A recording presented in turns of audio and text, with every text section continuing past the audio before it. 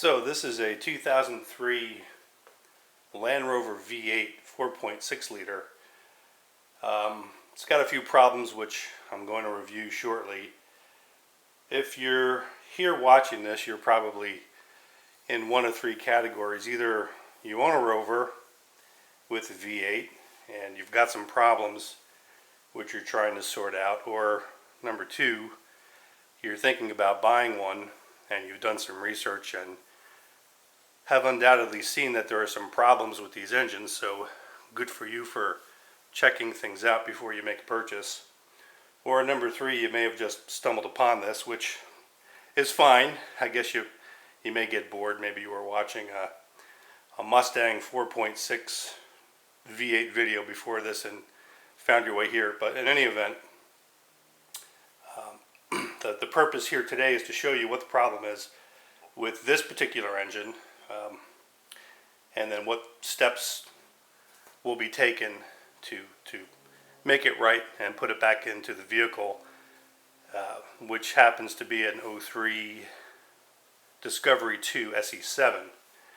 I purchased the vehicle from a gentleman who was going to repair it, and when he got the heads off, realized what was happening here and decided that either he didn't have the inclination or the expertise to do this, or maybe the customer or friend, whatever it was, didn't have the money to pay for the proper repair. So I wound up getting a pretty good deal on it. So this particular engine has two major flaws. Some people refer to them as design flaws. I'm not sure if I necessarily agree with that. They are things that happen. Some folks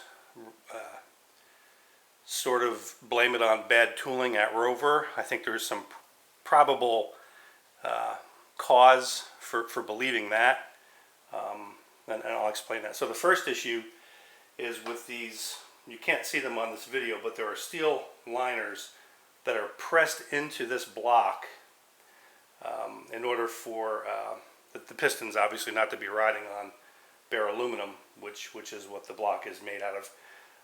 These particular liners are a friction fit. They do not have a relief or top hat cut into the top. Neither are they pinned or secured to the block in any way. So what happens is, over many thousands of miles or many years of service, the liners have a tendency to get loose inside the bore from the pistons moving up and down, and they will create this famous Rover ticking sound that you've probably heard of if you've done any research.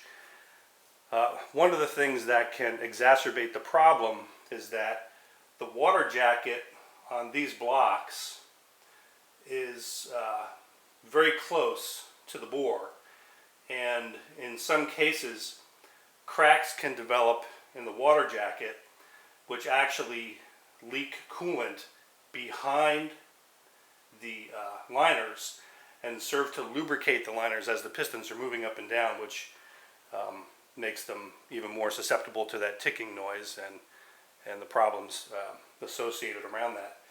This particular block, you can see, I'm not sure if you can see it clearly on the video, that the number 6, I think this is 1357 on the left side and 2468, so this would be the number 6 piston, is a lot cleaner than the other 3 pistons on the right bank.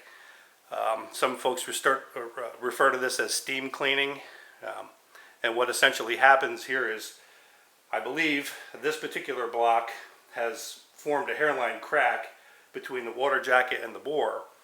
Coolant was then leaking behind the liner up into the combustion chamber, and then as part of the combustion process, the coolant was actually serving to clean the top of the piston. So that's why it's noticeably cleaner than the other 3. If you have an engine that is losing coolant over a period of running time, and there are no noticeable leaks in the hoses, radiator, or any of the other components associated with the cooling system, it's quite likely you have an engine that's experiencing this, and you're losing coolant a tiny little bit over time through the combustion process and out the tailpipe. Not enough for you to see any white smoke or for you to smell it, but enough for you to notice that you're losing coolant and that you'll see a reduction in the amount in the reservoir over time. The second issue with these engines concerns the oil pump, which is located in this front cover. It's an eccentric gear design that is sort of old. This engine is based on I think it's a late 50s or early 60s Buick V8 design that Rover actually licensed from General Motors. It's not that it's necessarily a bad design, it's just sort of dated. This is a relatively low oil pressure engine, and so this pump, which is again an eccentric gear that's driven off of the crankshaft, if the tooling isn't exactly right on this front cover and it's not oriented properly, that eccentric gear doesn't line up exactly right with the crank. It can cause improper wear over time, and actually the oil pump gear, either the drive gear or the ring gear that rides on the outside of the oil pump, can actually crack. Either one of those two. It's usually the outer gear that cracks, and it takes an engine that runs on relatively low oil pressure and really makes it very bad. And then of course you get oil starvation, overheating, and a lot of trouble.